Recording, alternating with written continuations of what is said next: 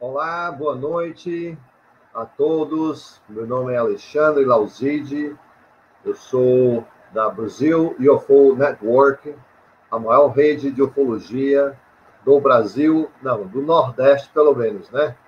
Estou aqui hoje à noite com o meu tema aí, ter provas contundentes da presença alienígena na Terra, né? Nós estamos hoje aqui falando de Recife para as principais capitais aqui do Brasil e do Nordeste, sobre esse tema fantástico que é a ufologia brasileira. Nós estamos à frente de muitos países, inclusive o Brasil foi o primeiro país do mundo a admitir oficialmente a presença alienígena na Terra, né? Nós temos agora aqui no Recife uma equipe voltada a pesquisar inúmeros relatos de ocorrências que acontecem em todo o Brasil, na ufologia brasileira, né? Então, nós estamos aqui hoje mostrando alguns dos aspectos mais importantes da ufologia, no qual temos provas atualmente bastante sólidas com relação à presença alienígena na Terra. Mas antes de começarmos, eu quero agradecer ao convite do Crispim e toda a equipe da UFO Piauí em realizar esse fantástico segundo fórum online de ufologia e espiritualidade, né? Nesse evento nós teremos aí os seguintes palestrantes que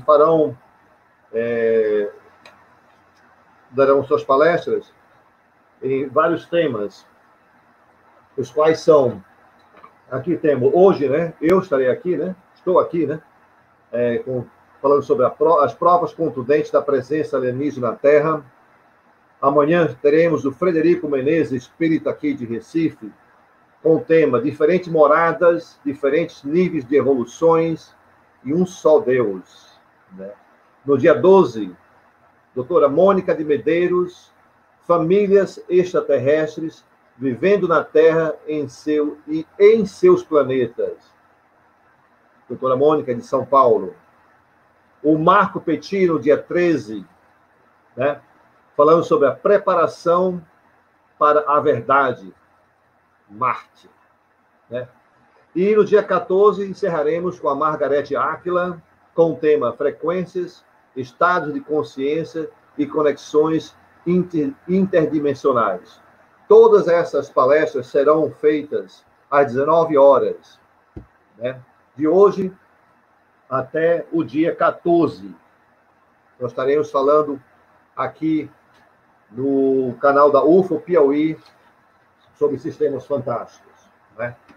Agora, quero agradecer também aqueles colaboradores que venham nos prestigiar com relação ao intuito de levantarmos esse esforço, de ajudarmos os nossos irmãos que estão precisando muito da nossa ajuda nesse momento tão difícil da pandemia, né? Nossos irmãos lá no interior do Piauí, lá no interior do Maranhão, né? Em todo o Brasil, enfim, nosso esforço aqui na UFO Piauí é direcionado neste momento para esse pessoal no interior. E eu gostaria que vocês prestassem atenção aí na informação de doações de cestas básicas. Se possível, entre em contato com César Crispim através desse WhatsApp aí abaixo, né? Será de grande valia para todos nós aqui. Todos nós temos que fazer a nossa parte para ajudar ao próximo, seja lá de qual for a forma possível de fazer isso, né? Então, voltando aqui ao nosso tema de hoje à noite, né? Nós estamos falando sobre ufologia.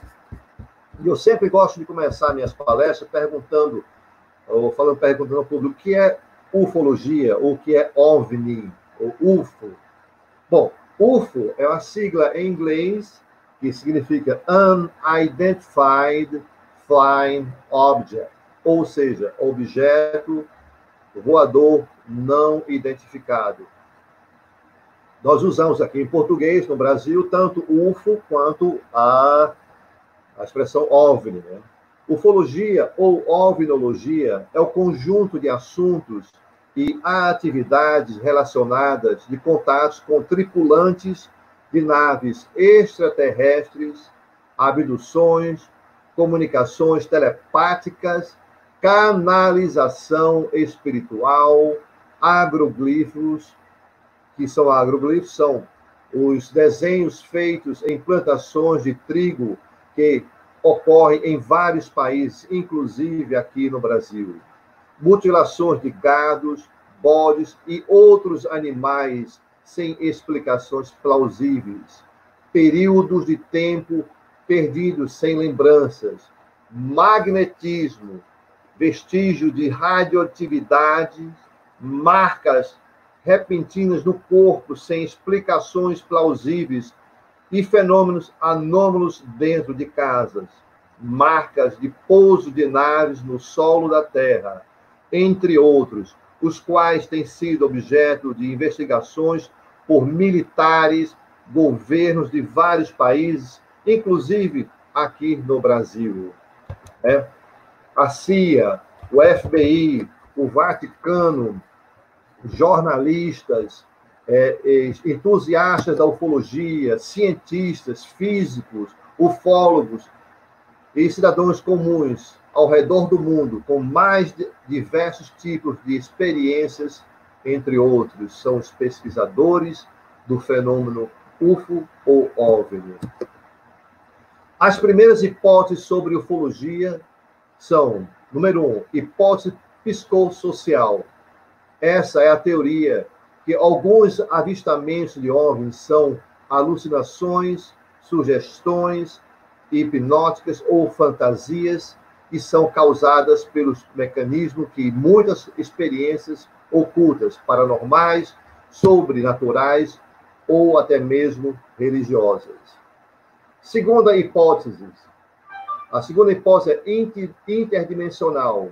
Segundo essa hipótese, os OVNIs e os fenômenos a eles associados, como abduções, agroglifos, entre outros, procedem de outros universos que compõem o multiverso.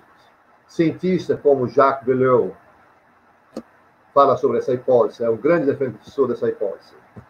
A terceira hipótese é do zoológico.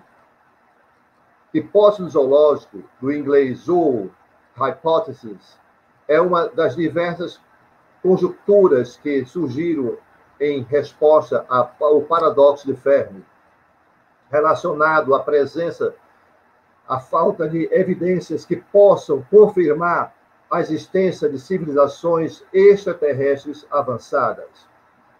Foi desenvolvida pelo astrônomo John Ball e publicada na revista Icarus, International Journal of Solar Systems Studies, de 1973. De acordo com essa hipótese, os extraterrestres tecnologicamente avançados o suficiente para se comunicar com os terráqueos já teriam encontrado a Terra, todavia, apenas observam a Terra e a humanidade remotamente, sem tentar interferir com os pesquisadores, como os pesquisadores observam animais primitivos à distância, evitando contato direto para não os perturbar no seu meio ambiente. A hipótese ainda sugere que poderiam estar ocorrendo outros estudos de forma velada, por meio de instrumentos científicos de natureza alienígena, localizados em diversos locais dos nossos planetas e em outras partes do sistema solar. Também é sugerido que o contato poderia ser estabelecido no momento em que a humanidade atingisse um determinado nível de desenvolvimento, no qual ocorrerá em um futuro próximo. O desenvolvimento dessa hipótese é a da quarentena galáctica, na qual as civilizações extraterrestres esperam um determinado intervalo de tempo antes de contactar a humanidade, até que esta alcance um determinado nível de desenvolvimento moral e tecnológico. Não adianta ser mais avançado tecnologicamente sem avançar, sem evoluir moralmente. Quarta hipótese, a hipótese da panspermia, que explica que a vida existe em todo o universo, distribuída por meteoros, asteroides e planetoides. Em uma suma, ela propõe que os seres vivos podem sobreviver aos efeitos do espaço, ao estilo de extremoides ou tardígrafos, ficam presos nos escombros que são ejetados ao espaço ou por colisões de pequenos corpos do sistema estelar e planetas que abrigam vida. Ou mesmo por catástrofes maiores na natureza similar. Os tardígrafos, ou similares, viajaram dormentes no centro do espaço um longo período de tempo antes desses colidirem aleatoriamente com outros planetas ou misturaram-se a discos protagonizados de sistemas solares interplanetários. A hipótese da panspermia cósmica é uma das hipóteses acerca de como surgiram as principais formas de vida no planeta Terra. Essa ideia surgiu pela primeira vez no século V a.C., na Grécia, remontando à autoridade de Anaxágoras, e foi colocada novamente em evidência do século XV por Hermann von Helmholtz, no ano de 1979. A hipótese baseia-se na vida de que a vida foi trazida à Terra do espaço em meteoritos que abrigavam formas de vida primitivas.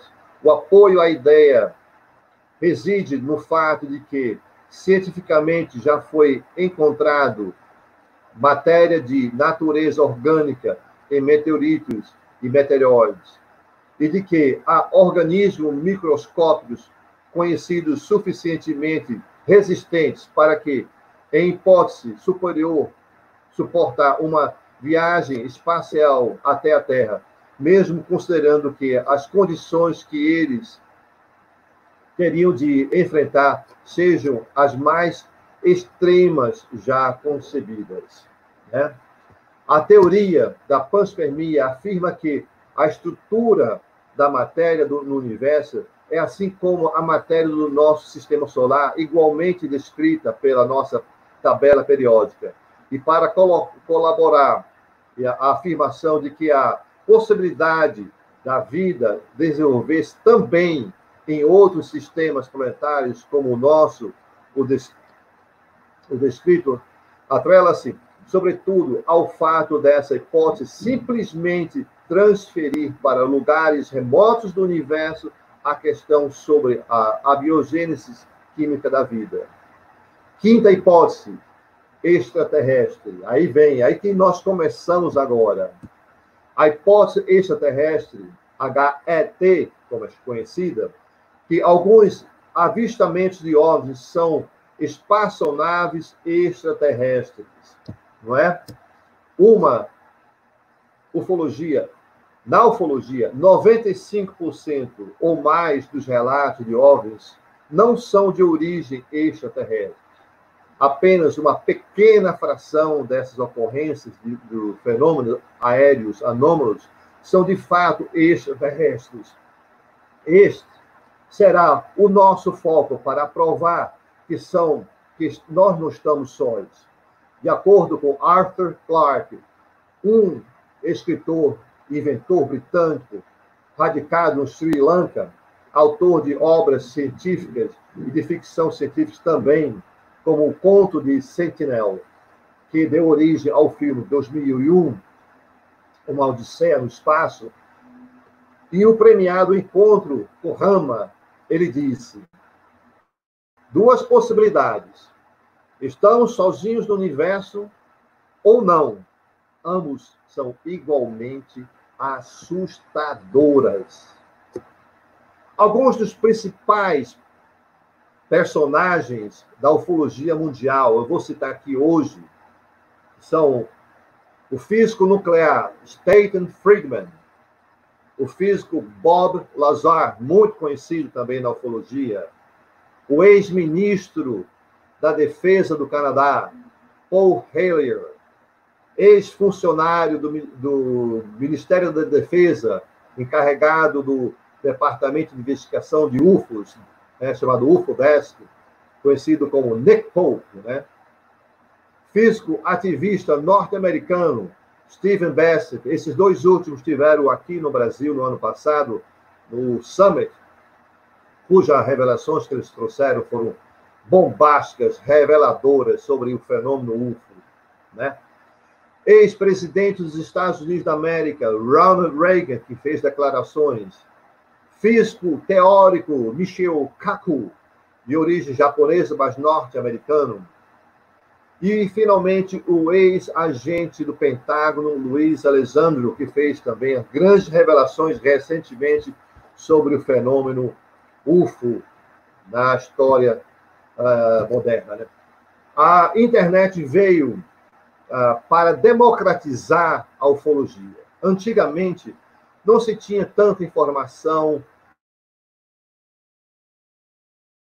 E também hoje em dia, também tem desinformação sobre o fenômeno na internet. Nós temos que tomar bastante cuidado quanto a isso. Nós procuramos sempre aqui na Brasil UFO Network trazer, de fato, as informações mais cabais, mais verídicas, mais reais, muito, como eu digo sempre nas minhas palestras, 95% ou mais das ocorrências ditas como ufológicas não são ufológicas, não são do fenômeno.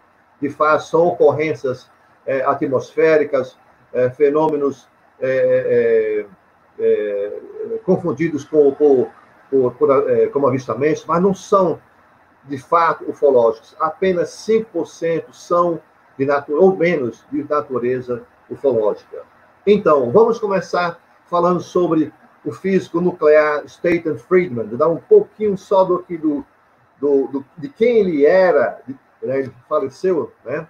Stanton Friedman nasceu em 29 de julho de 1934 e, infelizmente, faleceu no dia 13 de maio de 2019. Foi um ufólogo norte-americano que residia na cidade de Friedman, no estado de New Brunswick, no Canadá. Ele foi o investigador civil original do caso Roswell, em 1986. Ele revelou esse caso importante na ufologia mundial. Vejamos só, vamos fazer um paralelo aqui. Nós temos um caso brasileiro, conhecido como o caso da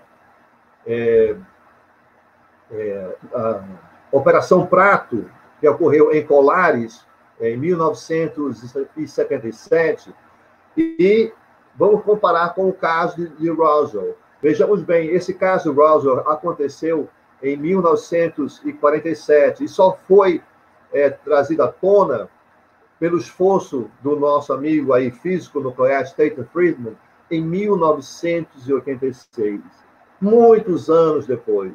Já no caso da Operação Prato, ela ocorreu em 77 e logo correu o mundo, ficou sabendo logo do que estava ocorrendo no território brasileiro. Essa operação ela durou cerca de 4 meses com a presença de militares da aeronáutica. Voltando aqui ao Stanton Friedman, ele estudou física na Universidade de Chicago, nos Estados Unidos, e trabalhou como físico nuclear em projetos de diversas grandes companhias, como General Electric, General Motors, Westinghouse, TRW Systems, Aerojet General Nucleus e McDonnell Douglas, né? Ele foi quem trouxe à tona esse caso do Roswell em 96. O Stanton Friedman dedicou parte da sua vida na pesquisa do fenômeno ufológico. Ele fez centenas de palestras em mais de 19 países, correu o mundo falando sobre o fenômeno. Ele realmente, como físico nuclear, né, uma pessoa altamente graduada, acreditava, e quando vivo, no fenômeno ufológico. Esse aí já é um dos principais pilares da ufologia. O ex-ministro da Defesa, agora, do Canadá, Paul Hellyer, né? Paul Hellyer, vamos dar um pouquinho do background dele, vamos falar sobre o que ele era, né? o que ele estudou. Paul Hellyer, nascido em Waterford, no dia 6 de agosto de 1923, é um engenheiro político, escritor e comentarista canadense. Já em 2005, o ex-ministro da Defesa do Canadá veio a público pela primeira vez revelando a presença alienígena na Terra e que existiriam extraterrestres trabalhando para o governo dos Estados Unidos. Veja só, gente, aqui nós estamos falando de um ex-ministro da Defesa um dos países mais ricos do mundo, conhecido como G8, que é os Estados Unidos, Rússia, Inglaterra, França, Canadá, entre outros, né? Chegando a público e dizendo: existe extraterrestre, e eles estão conversando com o governo, fazendo acordo com o governo norte-americano. Foi em 2005 que o ex-ministro da Defesa do Canadá veio a público pela primeira vez, revelando a presença alienígena na Terra e que existiriam extraterrestres, fazendo este tipo de acordo, né? Foi somente em 30 de dezembro de 2013, em um noticiário de TV internacional, que Paul Hellyer fez a declaração espantosa sobre essa presença de seres extraterrestres. Ele disse que eles já estão nos visitando há milhares de anos e nos monitorando de perto. Essa foi a revelação.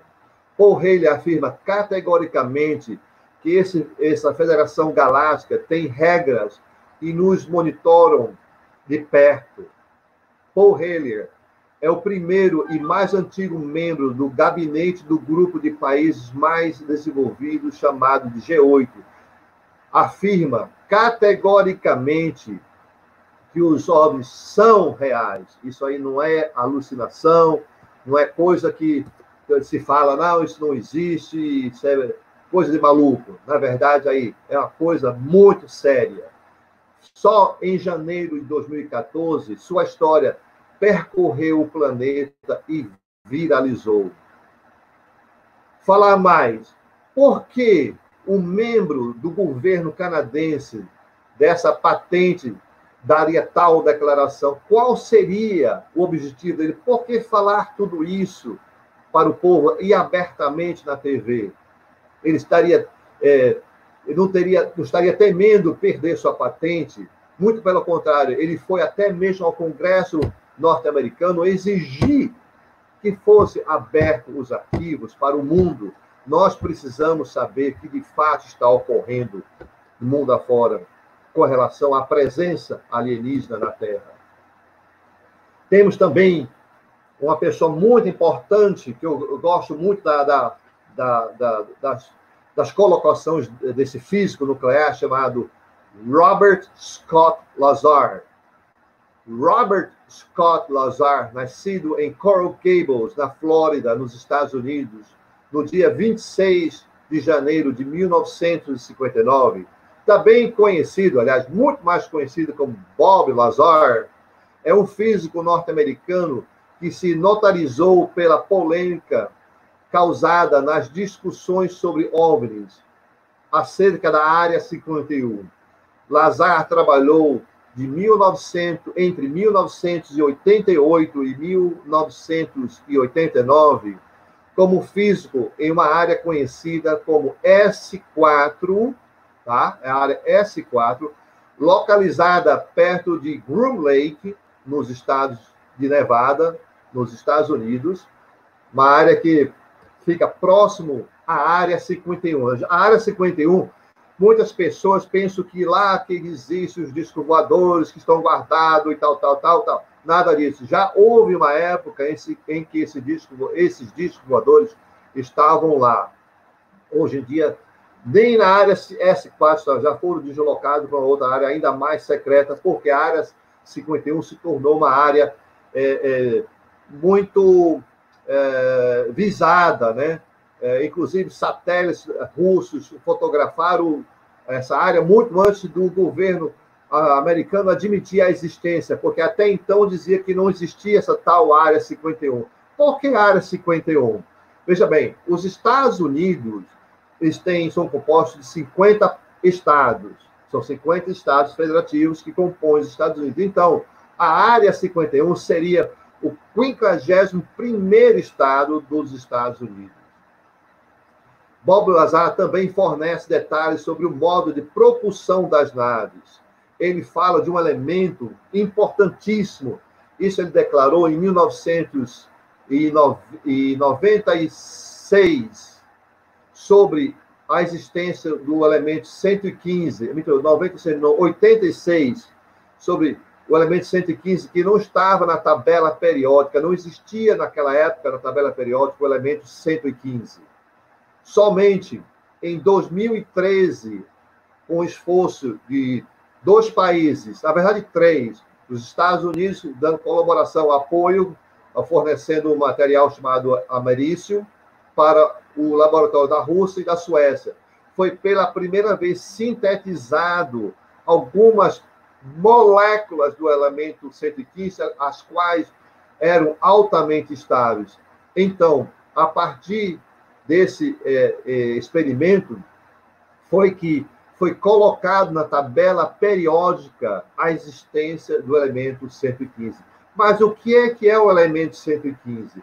O elemento 115 é justamente o combustível que faz com que as naves extraterrestres criem um campo gravitacional em torno de si própria, fazendo com que o deslocamento não seja através de propulsão, a queima de combustível fóssil, mas sim por uma reação física, na onde é possível anular a gravidade. Basta apenas algumas gramas para que isso seja possível, entendeu? De um deslocamento dentro da nossa atmosfera a entre 25 mil e 30 mil quilômetros por hora, fazendo curvas de até 90 graus, desafiando a própria inércia. Então, esse foi o primeiro físico a trazer provas e falar. Muitos disseram, não, mas ele é um fake, ele não trabalhava lá, ele não estava na área 51 ou área S4. Aí foi quando ele mostrou o crachá que ele tinha, mostrou também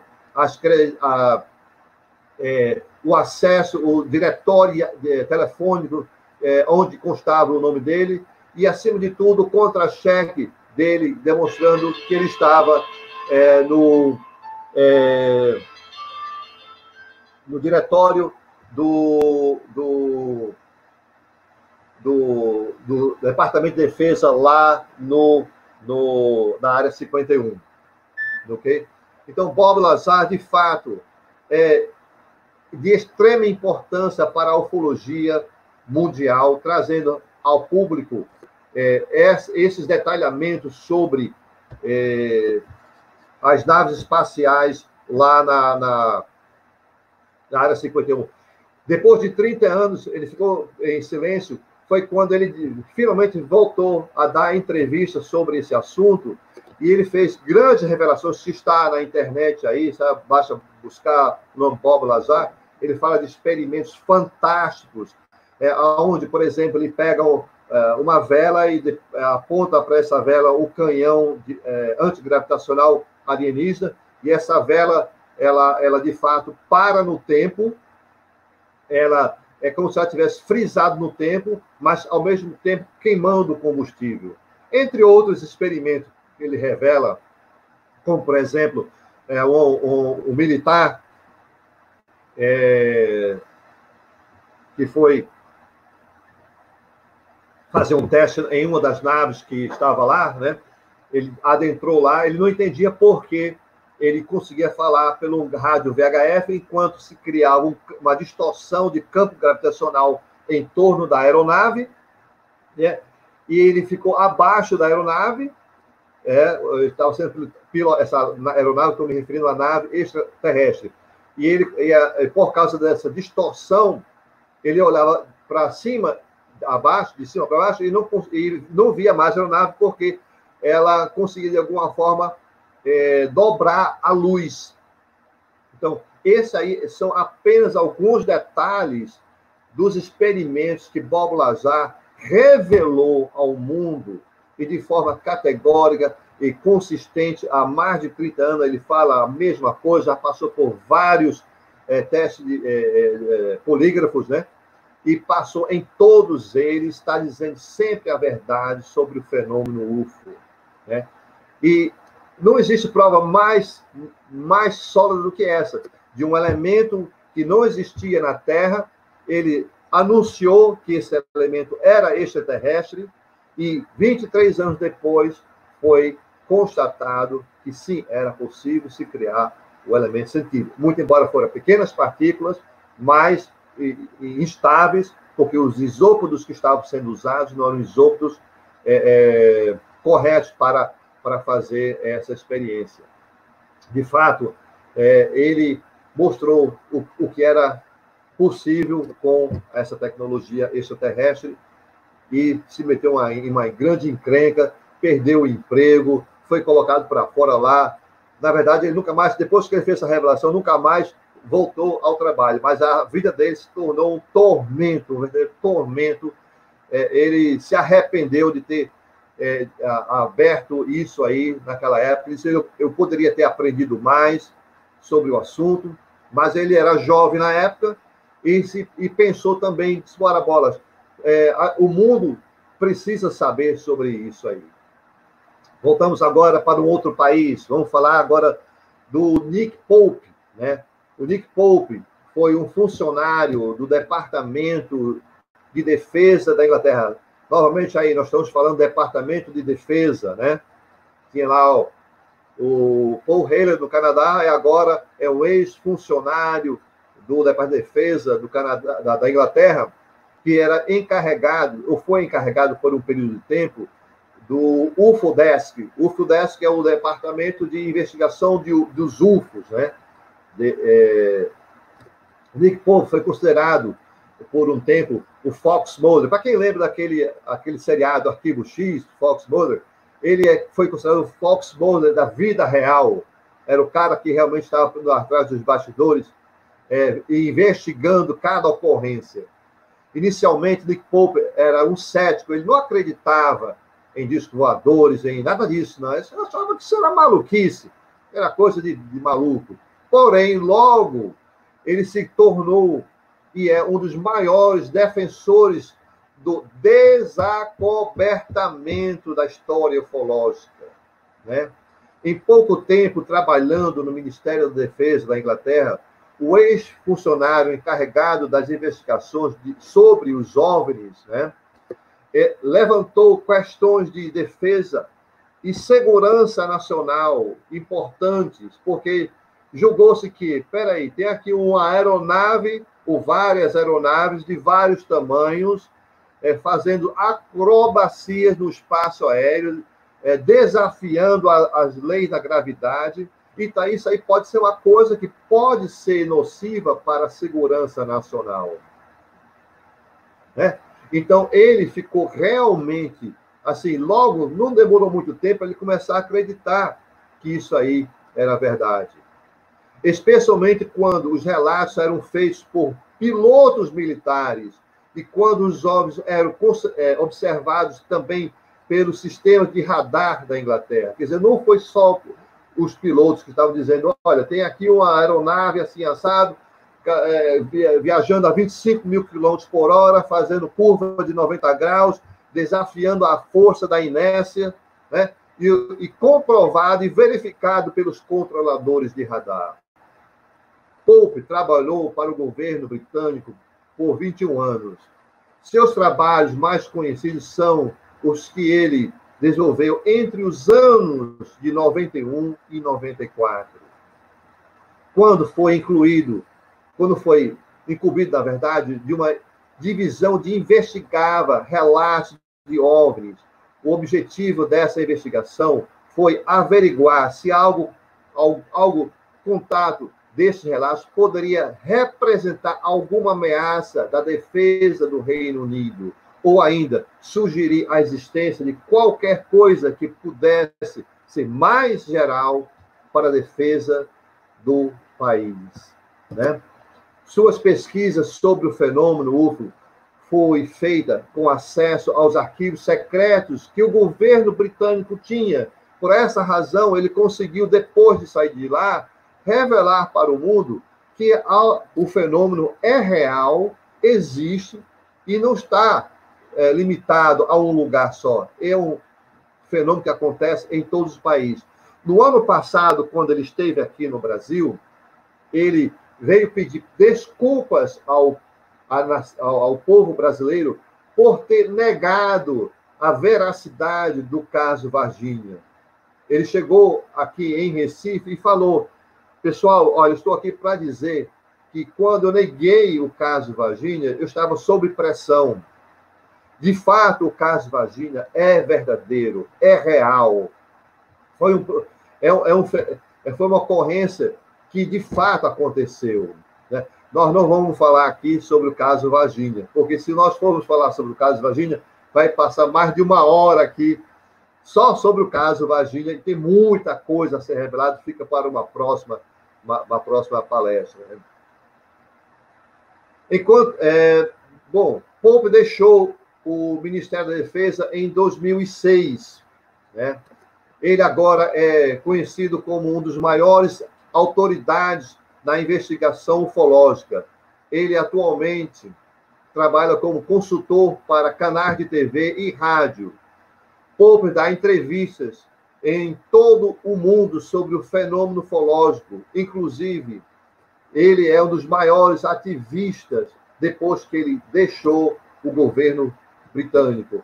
Ele atualmente reside nos Estados Unidos e, se Deus quiser, este ano, se parar com esse problema da pandemia aí de coronavírus, ou o ano que vem, ele estará conosco aqui, dando palestra novamente aqui no Brasil sobre as experiências ufológicas e validando esse assunto. Agora nós vamos falar de outro físico, que também esteve aqui no Brasil já algumas vezes. Esse físico norte-americano, né? Conhecido, o nome dele é Stephen Bassett. Ele é físico e diretor do Paradigm Research Group, é uma fundação que faz a pesquisa ufológica nos Estados Unidos, que foi fundada em 1996, para tentar encerrar o embargo à verdade sobre os UFOs e sua origem extraterrestre, imposto pelo governo dos Estados Unidos há quase 70 anos.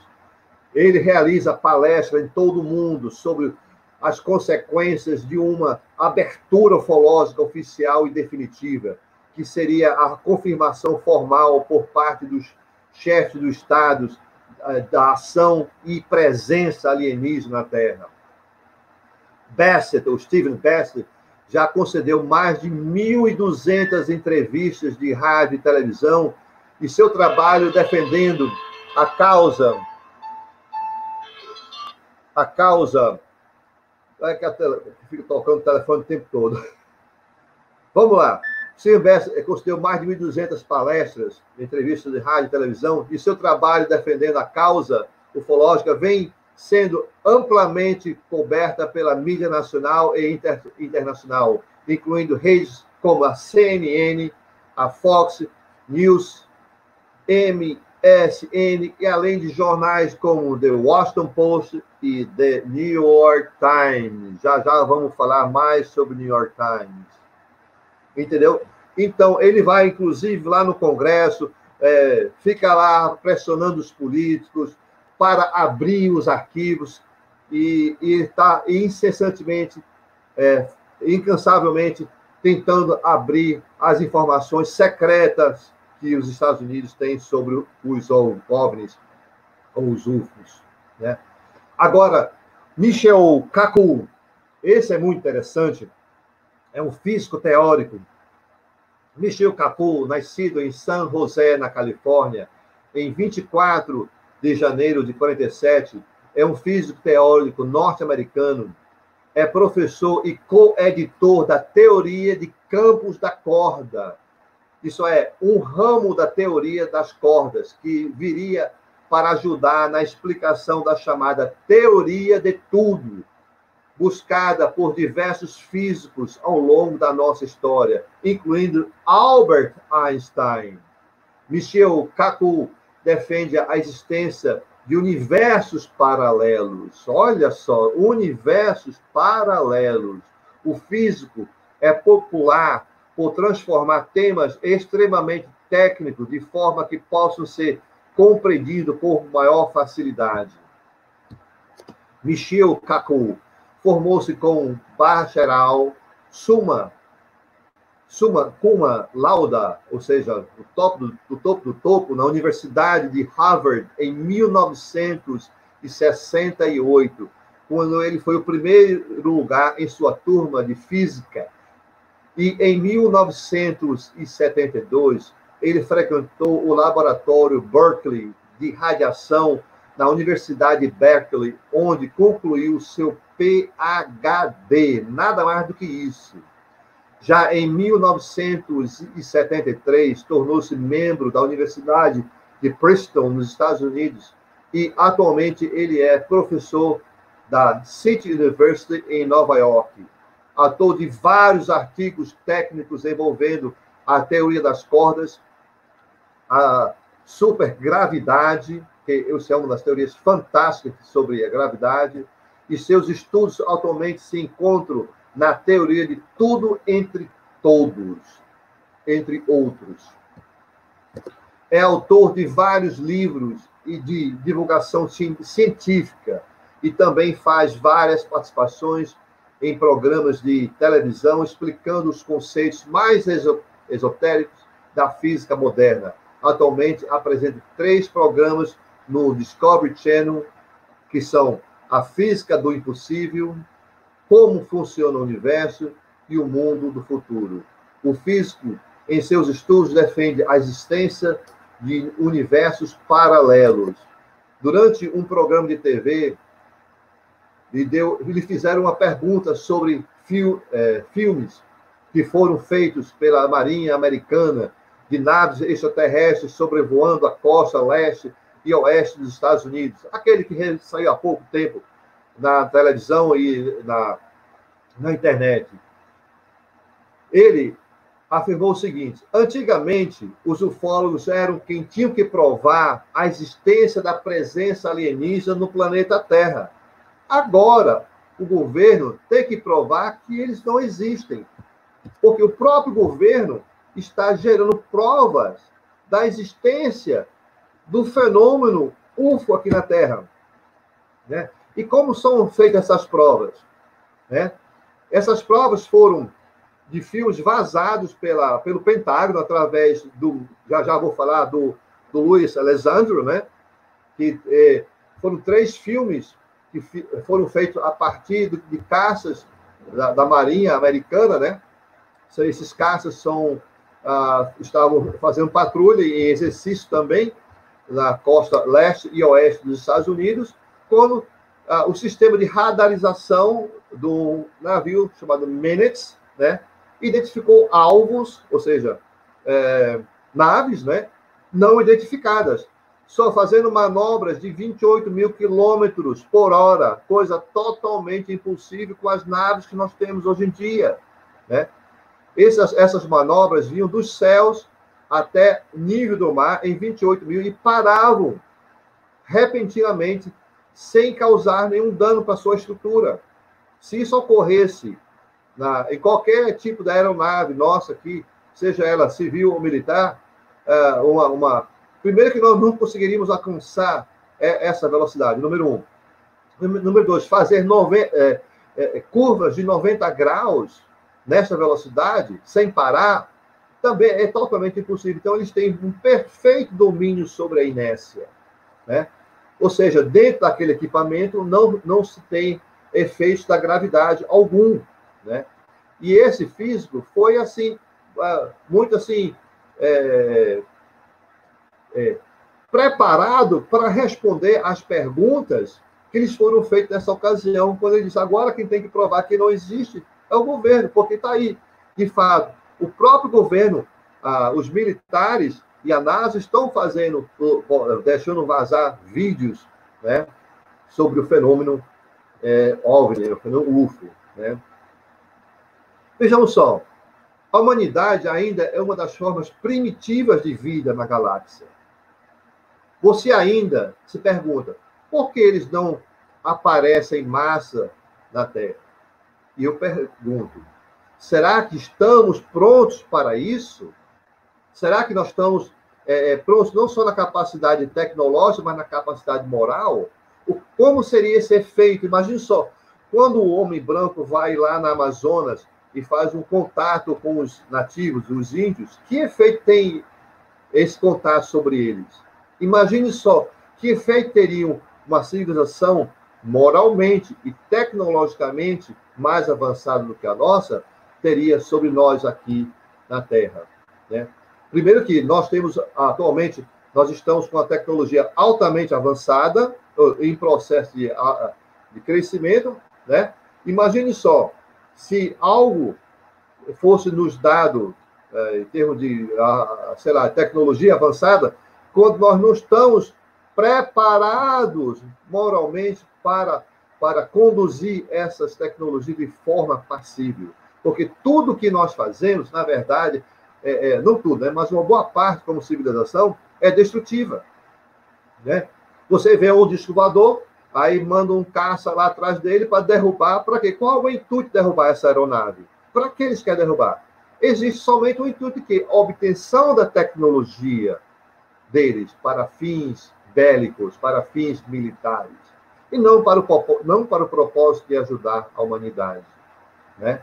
Então, essa é uma das razões pelas quais eles não se aproximam da gente, como nós gostaríamos que eles se aproximassem.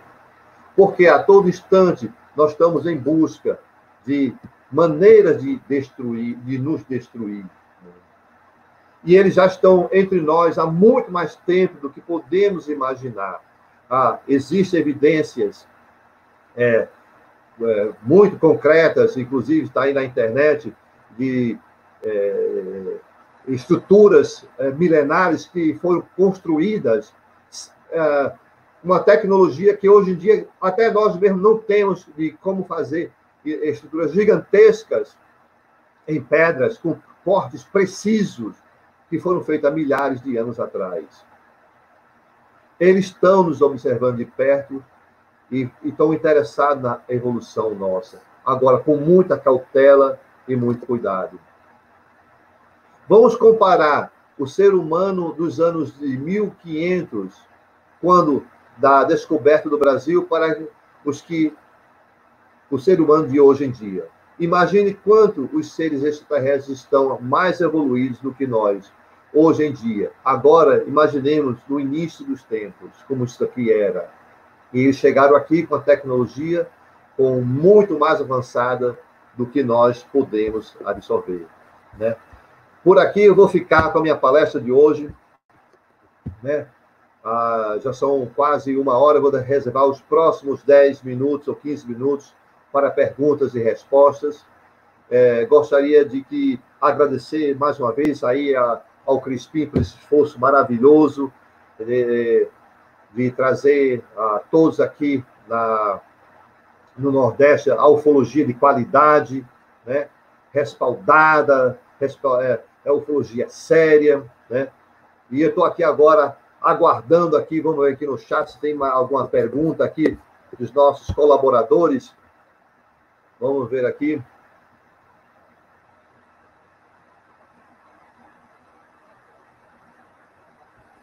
Só um momento, vamos procurar aqui, aguardando. São vários comentários.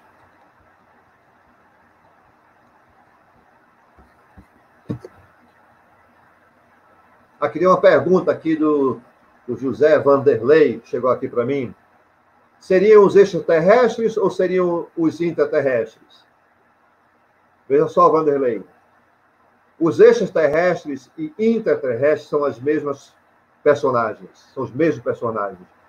Porque eles vieram de outros planetas e construíram bases aqui na Terra, em lugares que não são acessíveis por seres humanos.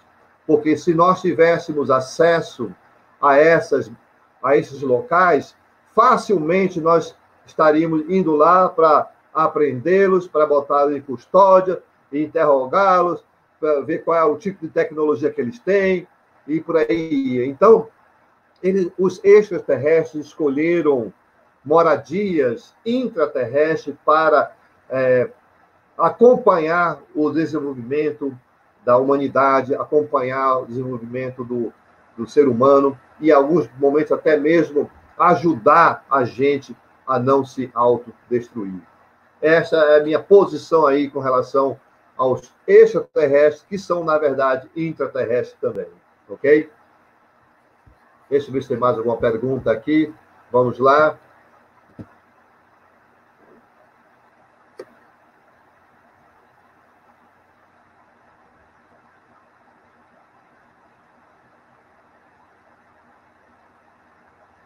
Vamos ver aqui, então, vários comentários. O pessoal hoje não está querendo fazer muitas perguntas, não. Vamos lá. Enfim, para encerrar hoje à noite aqui, né, essa conversa que nós tivemos aqui sobre a ufologia, eu quero voltar a lembrar que amanhã nós teremos a presença às 19 horas. Amanhã será o Frederico Menezes, com o tema Diferentes Moradas, Diferentes Níveis de Evoluções e Um Só Deus. Né? Será às 19 horas. Teremos, no dia seguinte, no dia 12, também às 19 horas, a doutora Mônica de Medeiros, com o tema Famílias Extraterrestres Vivendo na Terra e em Seus Planetas. Né? Fantástica palestra dela. Na sequência também teremos um grande ufólogo brasileiro aqui do Rio de Janeiro, o Marco Petit, com o tema Marte, Preparação para a Verdade. Né? E, finalmente, encerraremos com a Margarete Áquila, com o tema Frequências, Estados de Consciência e Conexões Interdimensionais. Pessoal, aqueles que possam ajudar na doação de cestas básicas, aí está o contato do Crispim, façam mensagem lá para ele.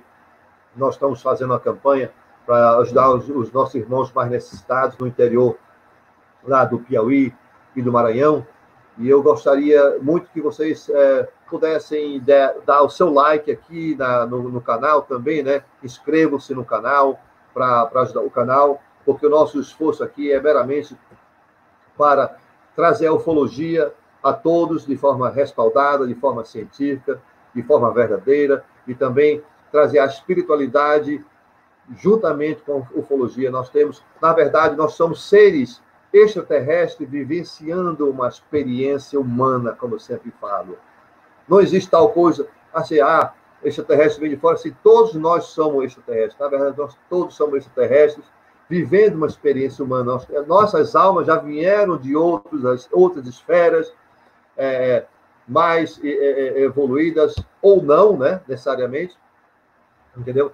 Então, nós estamos aqui nesse trabalho de irmandade, de amor ao próximo, né, trazendo essas palestras no segundo fórum online de ufologia e espiritualidade, que é organizado pelo nosso amigo Crispim, através da UFO-Piauí e o UFO-Piauí, com parceria com a Brasil UFO Network, que é a rede de ufologia brasileira, a rede internacional de ufologia brasileira. Em todos, quero agradecer a participação de vocês. Vou deixar aqui agora o meu boa noite, meus agradecimentos, e estamos encerrando a live de hoje. Obrigado pela participação. Boa noite.